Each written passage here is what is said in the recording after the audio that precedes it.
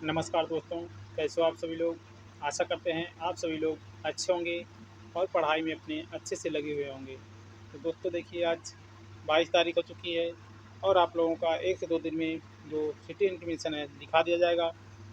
जो उत्तर प्रदेश टेट की परीक्षा पर्यावरण के लिए रोज़ाना महासंग्राम की सीरीज चलाई जा रही है। रात के 8 बजे आपका दोस्तों अब 60 क्वेश्चन आता है, क्योंकि अब एक दिन में 2 सेट कराए जाते हैं। यूपी टेट पर्यावरण की क्लास है। तो दोस्तों देखिए, इससे पहले आप लोगों के कितने सेट हो चुके हैं उसको बता देते हैं। इससे पहले हमने आपके 21 सेट करा दिए हैं, तो आज 22 नंबर का और 23 नंबर का प्रैक्टिस सेट कराया जाएगा, जो कि डेली 30 क्वेश्चन का एक प्रैक्टिस सेट होता है और उसकी जो भी एक्सप्लेन करने की ज़रूरत होती है उसको एक्सप्लेन करके बताया जाता है, जिससे आप लोगों के लिए अच्छा क्लास तैयार हो पाती है। तो दोस्तों आज हम यही आपके सामने बताएंगे। तो दोस्तों, जिन्होंने अभी तक हमारे चैनल को सब्सक्राइब नहीं किया है, चैनल को सब्सक्राइब कर लीजिए, बेल आइकन को दबा लीजिए, जिससे आप लोगों को पल पल का नोटिफिकेशन मिलता रहे। चलिए दोस्तों, आज का 22वां नंबर प्रैक्टिस सेट शुरू करते हैं। तो दोस्तों देखिए, आज का ये 22वां प्रैक्टिस सेट है। ईवीएस की क्लास 2026 यूपी टेट के लिए कराई जा रही है, जो कि आप लोगों का पेपर जुलाई में होना है। तो आइए आज का पहला क्वेश्चन शुरू करते हैं। पृथ्वी का अपमार्जक कौन है? पृथ्वी का अपमार्जक कौन है, इसमें आप लोगों को बताना है पृथ्वी का अपमार्जक कौन है। तो इसमें देखिए, पृथ्वी का जो अपमार्जक होता है वह जीवाणु और कवक होता है। अपमार्जक क्या होते हैं? ऐसे जीव जो अपने आवासीय क्षेत्र में उपस्थित मृत जैविक पदार्थों को खाकर अपना जीवन निर्वाह करते हैं, वही अपमार्जक होते हैं। तो इसमें आपका जीवाणु और कवक आ जाता है। आइए नेक्स्ट क्वेश्चन की बात करते हैं। नदी मुहाने के लक्षण हैं। जो नदी मुहानों के लक्षण हैं, क्या है इसमें? तो इसका उत्तर आप लोगों को बताना है। इसमें आपका हो जाएगा, देखिए इनमें से सभी हो जाएगा। ताज़ा व खारा जल होता है, अधिक उत्पादकता हो जाती है जो नदी का मुहाना रहता है, समृद्ध जैविक विविधता भी यहाँ पे पाई जाती है। चलिए नेक्स्ट क्वेश्चन की बात करते हैं। निम्नलिखित में से कौन सी रेखा भारत के लगभग आधे हिस्से से होकर गुजरती है? यहाँ पे देखिए, थोड़ा सा क्वेश्चन को घुमा के भी पूछा गया है, तो इससे आप लोगों को परेशान नहीं होना है।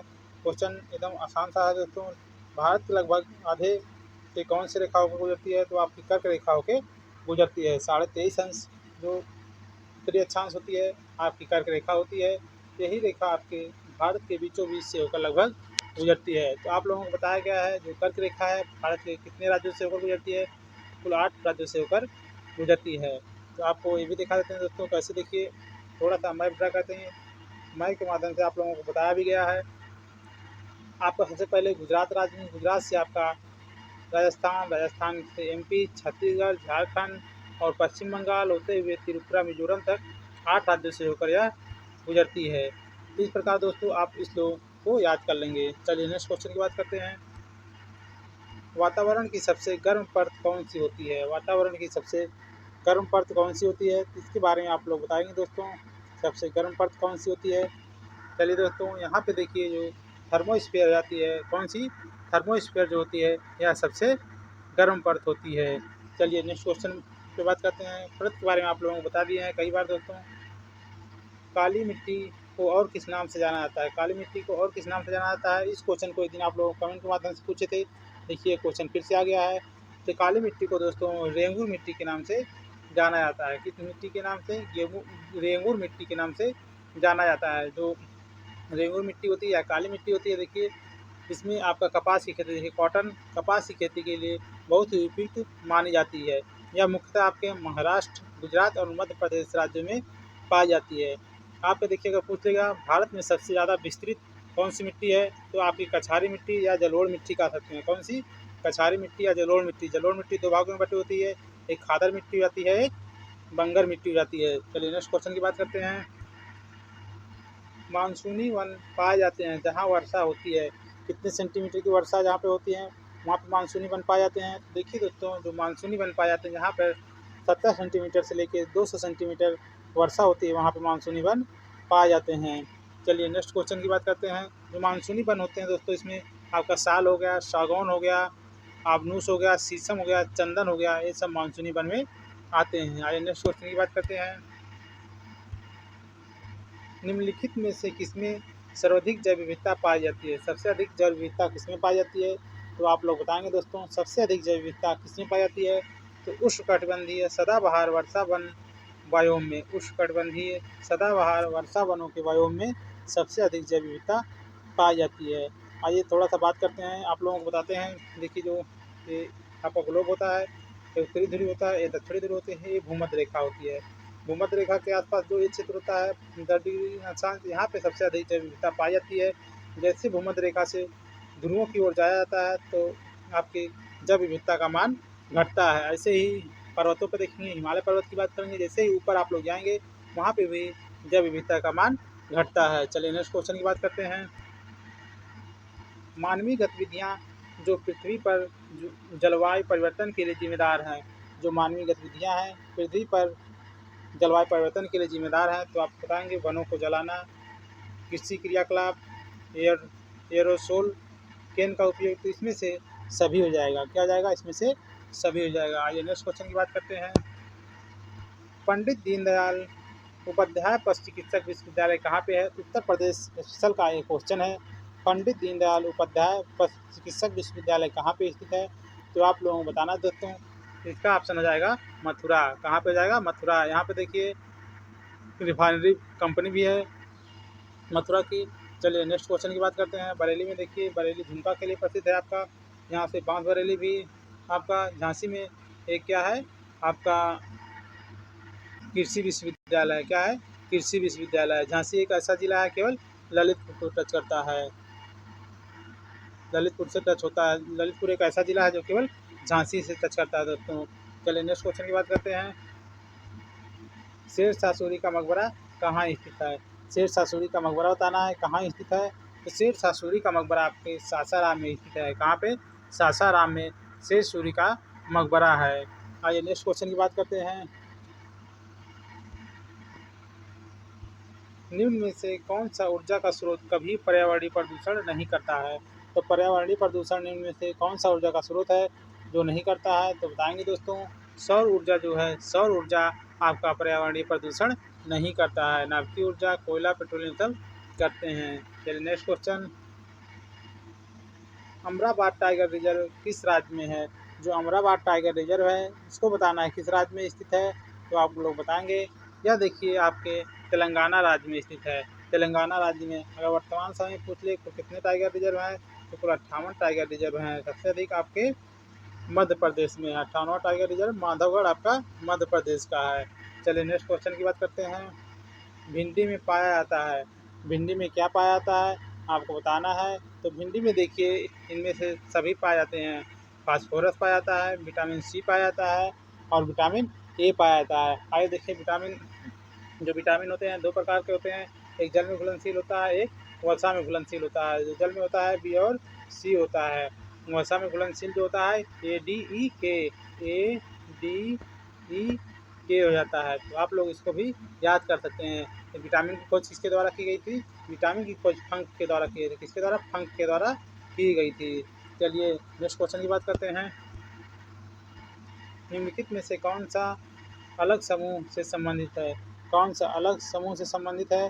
तो आप लोग बताएंगे दोस्तों कौन सा अलग समूह से संबंधित है। तो यहाँ पे देखिए स्कर्वी रोग दिया है, रिकेट्स दिया है, रेबीज दिया है और रतौंधी दिया है।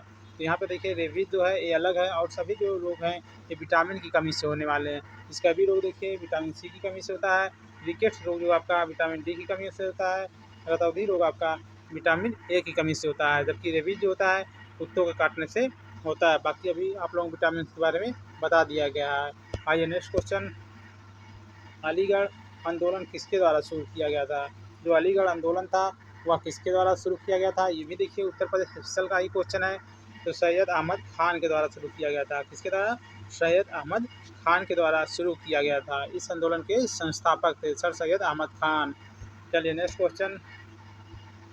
निम्न में से कौन संक्रामक रोग नहीं है? तो कौन सा ऐसा रोग है जो संक्रामक रोग नहीं है? तो आप लोग को बताना है दोस्तों, टिटनेस रोग जो होता है या संक्रामक रोग नहीं होता है। बाकी सभी रोग देखिए आपके जैसे डेंगू हो गया, पोलियो, मलेरिया हो गया, ये सब आपके संक्रामक रोग हैं। जो कि टिटनेस रोग जो होता है कंकाल पेशियों को नियंत्रित करने वाली तंत्रिका कोशिकाओं को प्रभावित करता है। चलिए आइए नेक्स्ट क्वेश्चन की बात करते हैं। कौन सी बीमारी दूषित जल पीने से होती है? तो दूषित जल पीने से कौन सी बीमारी होती है? अक्सर आप लोग देखते होंगे टाइफाइड हो जाता है। जब भी बुखार आता है चेक कराने पर ज़्यादातर आपका टाइफाइड रोग निकलता है।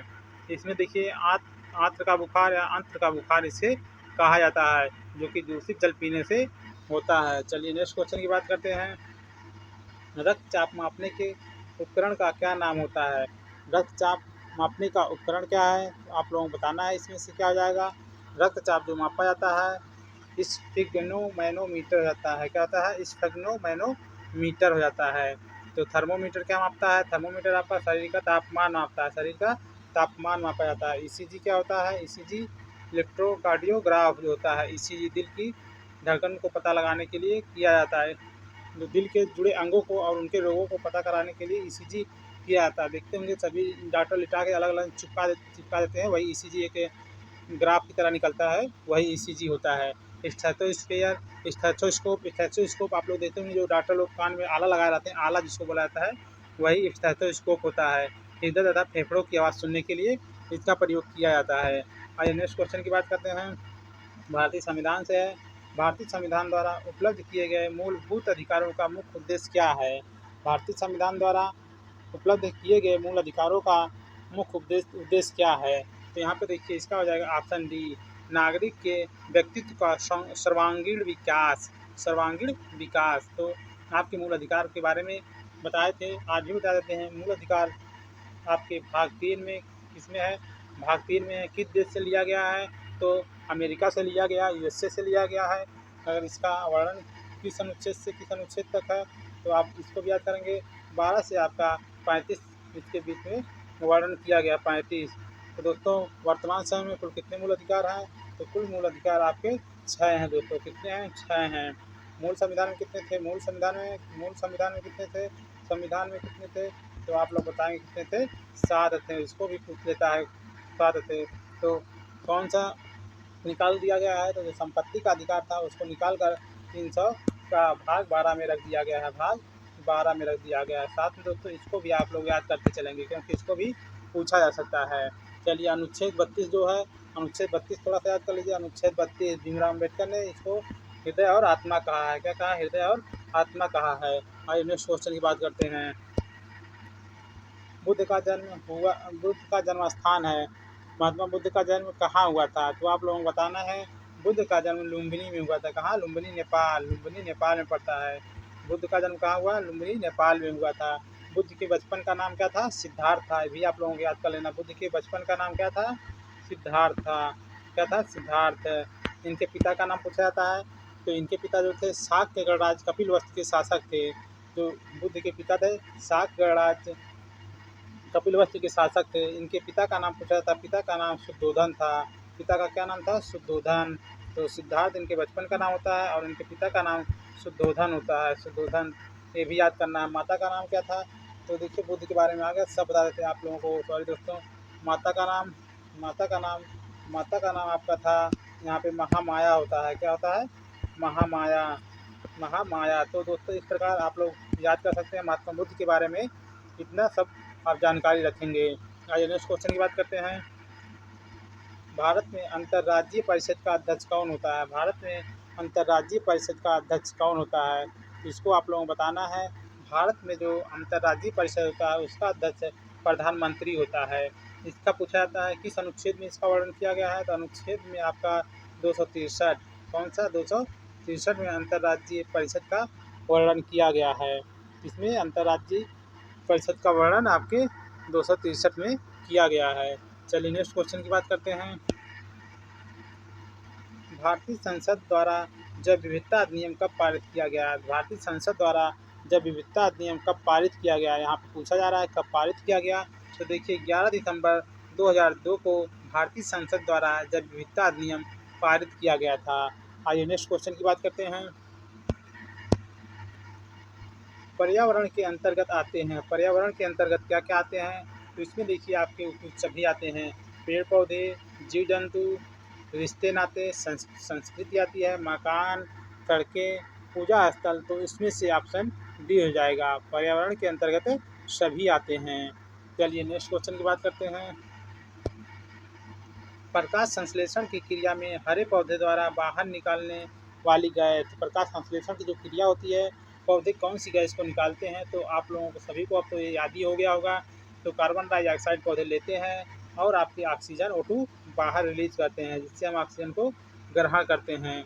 चलिए नेक्स्ट क्वेश्चन की बात करते हैं। जब दिन और रात की अवधि बराबर होती है तो सूर्य की किरणें सीधी पड़ती हैं। कहाँ पे सीधी पड़ती हैं, तो आप बताएंगे दोस्तों। जब दिन और रात की अवधि बराबर होती है तो सूर्य की किरणें सीधी पड़ती हैं। कहाँ पे, भूमध्य रेखा इक्वेटर पर, भूमध्य रेखा इक्वेटर पर सूर्य की किरणें सीधी पड़ती हैं। जो सूर्य की किरणें हैं इक्वेटर पर सीधी पड़ती हैं जब दिन और रात बराबर होता है। तो 21 मार्च बसंत विषुवत, तो 21 मार्च होता है, इसको भी याद करना आप लोगों को। 21 मार्च बसंत विषुवत, 21 मार्च बसंत विषुवत, और 23 सितंबर को शरद विषुवत के दिन और रात बराबर होते हैं। तो इसको पूछा जाता है कि दिन और रात कब बराबर होते हैं, तो 21 मार्च बसंत विषुवत और 23 सितंबर शरद विषुवत को दिन और रात बराबर होते हैं। आज नेक्स्ट क्वेश्चन की बात करते हैं। नगर पालिका परिषद के उपाध्यक्ष का त्यागपत्र कौन स्वीकार करता है। जो नगर पालिका के परिषद के उपाध्यक्ष का त्यागपत्र कौन स्वीकार करता है, तो आप लोग बताएंगे इसका उत्तर क्या हो जाएगा। तो कलेक्टर, कौन, कलेक्टर। नगर पालिका उपाध्यक्ष का त्यागपत्र कलेक्टर, कलेक्टर मतलब जिला अधिकारी। चलिए आइए नेक्स्ट क्वेश्चन की बात करते हैं। 27 नंबर, उत्तर प्रदेश में आलू का अनुसंधान केंद्र किस जिले में स्थित है। आलू अनुसंधान केंद्र कहाँ पे स्थित है, तो आप लोग बताएंगे। ये भी उत्तर प्रदेश स्पेशल का क्वेश्चन है। तो आलू अनुसंधान केंद्र कहाँ पे स्थित है, तो आपका मेरठ में। कहाँ पे, मेरठ में। राज्य में उत्पादित आलू को दूसरे प्रदेशों में जो बेचा जाता है उसका क्या नाम रखा जाता है, ताज ब्रांड के नाम से। क्या, ताज ब्रांड के नाम से इसको बेचा जाता है, ताज ब्रांड के नाम से बेचा जाता है। आइए नेक्स्ट कुछ बताते हैं। प्रयागराज देखिए अमरूद उत्पादन के लिए तो प्रसिद्ध है। कानपुर देखिए दलहन उत्पादन के लिए। फर्रुखाबाद हाथ से छपाई फर्मा के लिए प्रसिद्ध है। मेरठ से खेल के सामान के लिए, कैंची के लिए भी यह प्रसिद्ध है। चलिए कभी यूपी स्पेशल के बारे में भी आप लोगों को बताया जाएगा। कैफीन एक स्टूलमेंट है जो पाया जाता है। कैफीन किस में पाया जाता है, अभी कल ही दोस्तों इसको बताया गया था। कैफीन किस में पाया जाता है, देखिए उपरोक्त सभी, कॉफ़ी में भी पाया जाता है, चाय में भी पाया जाता है, और शीतल पेय पदार्थों में भी इसका प्रयोग किया जाता है। कैफीन जो होता है एक प्राकृतिक उत्तेजक है जिसके सेवन से थकान को थोड़ी सी रोकने में मदद करती है, इसीलिए लोग चाय पीते हैं थोड़ी सी थकान को कम करने के लिए। आइए नेक्स्ट क्वेश्चन की बात करते हैं। भारत के पर्यावरण संरक्षण अधिनियम को अधिनियमित किया गया था। जो भारत में पर्यावरण संरक्षण अधिनियम को कब अधिनियमित किया गया था, तो पर्यावरण संरक्षण अधिनियम को जून 1972 में अधिनियमित किया गया था। जो स्टॉकहोम सम्मेलन हुआ था उसी में इसको अधिनियमित किया गया था। चलिए नेक्स्ट क्वेश्चन की बात करते हैं। पर्यावरण संरक्षण अधिनियम 23 मई 1986 को संसद द्वारा पारित किया गया था। कब पारित किया गया था, 1986 को पारित किया गया था, लेकिन यहाँ अधिनियमित पूछा है। पर्यावरण, सॉरी दोस्तों यहाँ थोड़ा सा गड़बड़ हो गया है।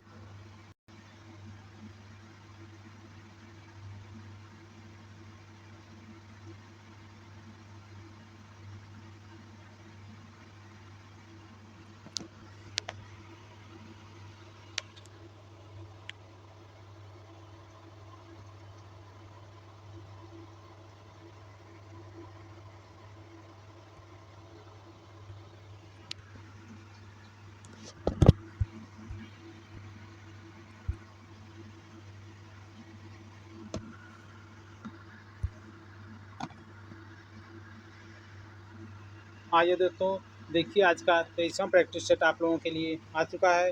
EVS 2026 का 23वां प्रैक्टिस सेट। चलिए पहला क्वेश्चन इसका है, निम्नलिखित में से जैविक घटक कौन सा है। तो जैविक घटक आप लोगों को बताना है। जैविक घटक कौन कौन से हैं, तो इसमें पादप हो जाता है। इसमें जो भी अजैविक घटक कौन से होते हैं, मृदा हो जाता है, जल हो जाता है, और वायु आपके हो जाते हैं, अजैविक घटक हो जाते हैं। जिसमें जीव होता है जैविक होते हैं, जिसमें जीव नहीं होता वो अजैविक घटक हो जाते हैं। तो दो घटक इसके होते हैं। चलिए नेक्स्ट क्वेश्चन की बात करते हैं।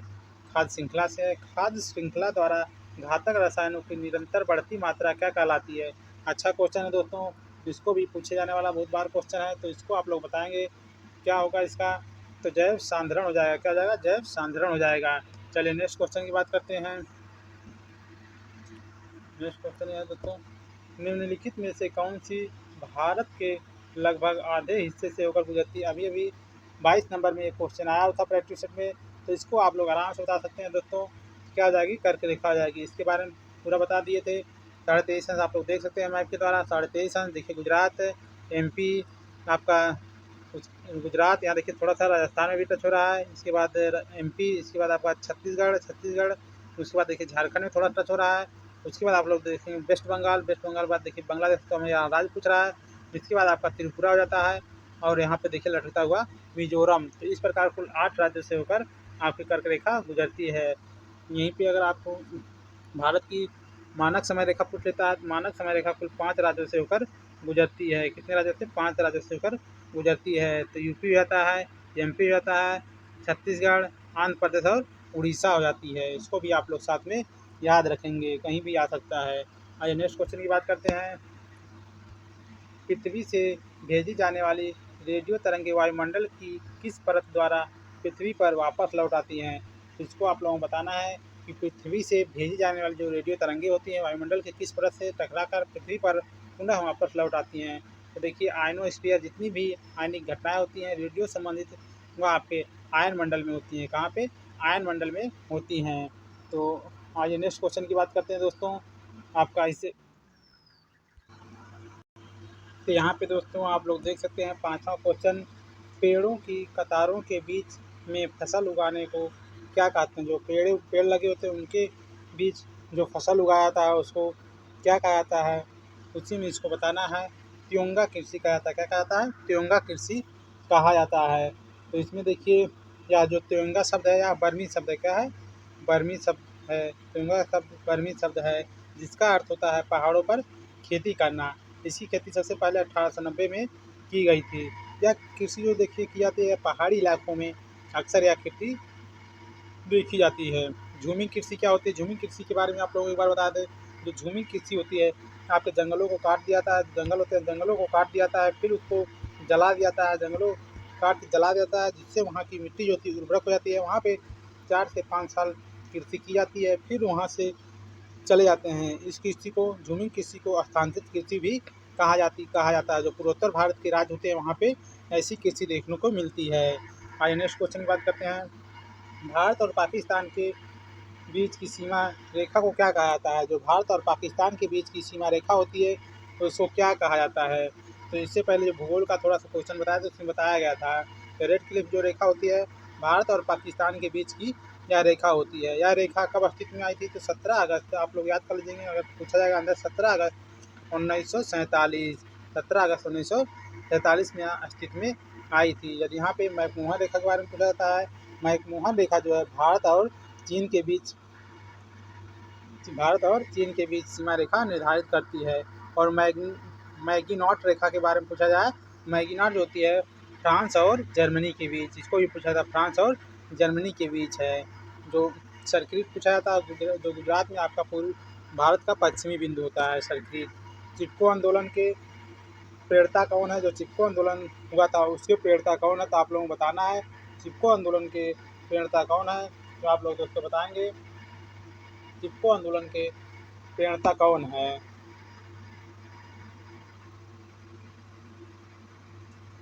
चिपको आंदोलन के प्रेरणता आपके सुंदरलाल बहुगुणा है। इसको भी कई बार कराया जा चुका है। सुंदरलाल बहुगुणा हैं। आइए नेक्स्ट क्वेश्चन की बात करते हैं।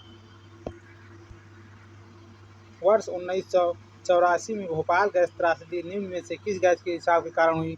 देखिए अभी GIC लेक्चर में इस क्वेश्चन को पूछा गया था कि भोपाल गैस त्रासदी जो हुई थी, सबसे पहले आप लोगों को याद कर लेना है भोपाल गैस त्रासदी कब हुई थी। तो 1984 में भोपाल गैस त्रासदी हुई थी। तो यहाँ पूछा जा रहा है किस गैस की रिसाव के कारण हुई थी। तो मिथाइल आइसोसाइनाइड,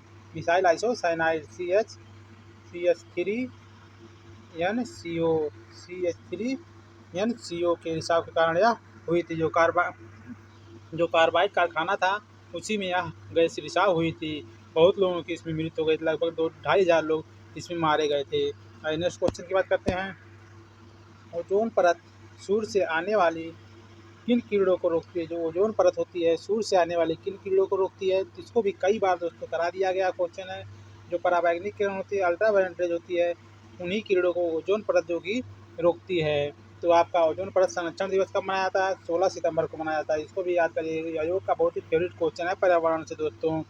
यहाँ पे देखिए, यदि जो अल्ट्रावायलेट रेज आती हैं तो कौन सा रोग उत्पन्न करती है? मनुष्य को त्वचा में कैंसर, मोतियाबिंद जैसे रोग उत्पन्न करती हैं। चलिए नेक्स्ट क्वेश्चन की बात करते हैं।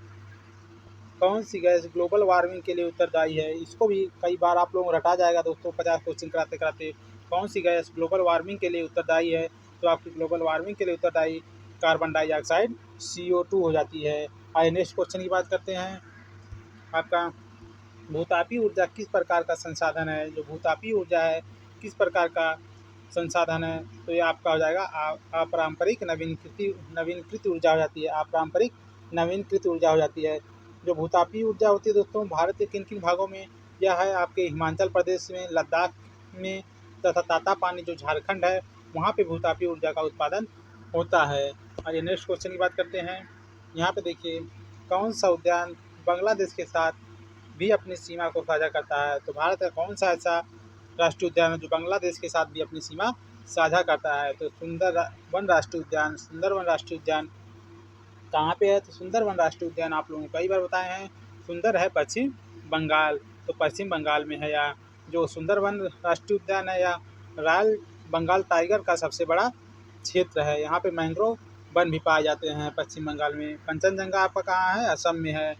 जो एक सिंह गैंडे के लिए पन्ना, आपका पन्ना देखिए यहाँ नीचे, पन्ना कहाँ पे है? MP में है। चलिए नेक्स्ट क्वेश्चन की बात करते हैं। भारत में फलों के अंतर्गत सर्वाधिक क्षेत्र कौन सा है? तो फलों के अंतर्गत कौन सा सबसे अधिक उत्पादन कौन से फल का भारत में होता है? तो इसी के बारे में पूछा जा रहा है, तो आप लोग बताएंगे इसका कौन सा जाएगा? तो दोस्तों ऑप्शन C आम हो जाएगा। क्या हो जाएगा? आम हो जाएगा। आइए नेक्स्ट क्वेश्चन की बात करते हैं। आपका कांसा या ब्रांज, कांसा और ब्रांज दो धातुओं का मिश्रण है। दो धातुएं कौन से हैं? कांसा में कौन कौन सी धातुओं को मिलाया जाता है? तो कांसा में तांबा और टिन को मिलाया जाता है। कौन कौन से? तांबा और टिन को। चलिए नेक्स्ट क्वेश्चन की बात करते हैं। कोकाइन नामक दवा प्राप्त होती है। कोकाइन नामक दवा प्राप्त होती है, किससे प्राप्त होती है? इसको भी कई बार दोस्तों बताया जा चुका है। कोकाइन नामक दवा जो होती है सिंकोना के पौधे से प्राप्त की जाती है। किसके लिए प्रयोग की जाती है? तो बुखार के दवा होती है। आइए नेक्स्ट क्वेश्चन की बात करते हैं। फसल चक्र के द्वारा मिट्टी में किस तत्व की स्थिरता संभव हो पाती है? तो फसल चक्र के द्वारा मिट्टी में किस तत्व की स्थिरता संभव हो पाती है? तो आप लोग बताएंगे दोस्तों। यहाँ पे हो जाएगा नाइट्रोजन। क्या हो जाएगा? नाइट्रोजन हो जाता है। चलिए नेक्स्ट क्वेश्चन की बात करते हैं।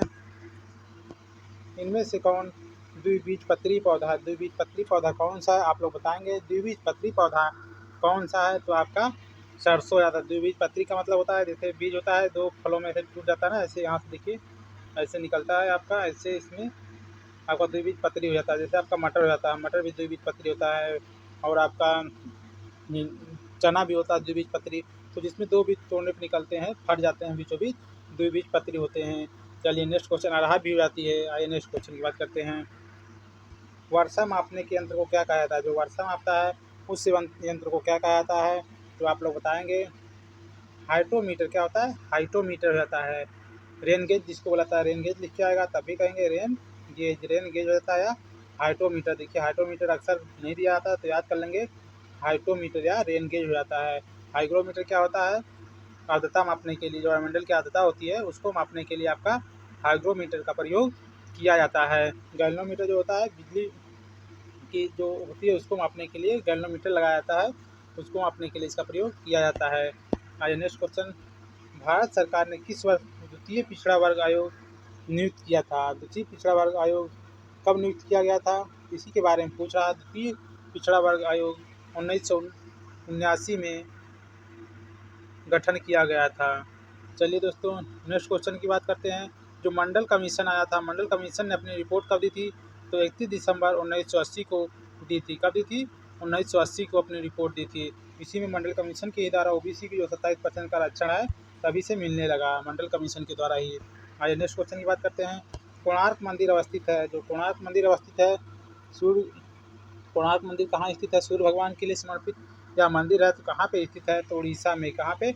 उड़ीसा पुरी में कोणार्क सूर्य मंदिर के लिए प्रसिद्ध, उड़ीसा के पुरी में यह मंदिर प्रसिद्ध है। इसका निर्माण किसने करवाया था? इसको भी पूछा जाता है। इसका निर्माण किसने करवाया था?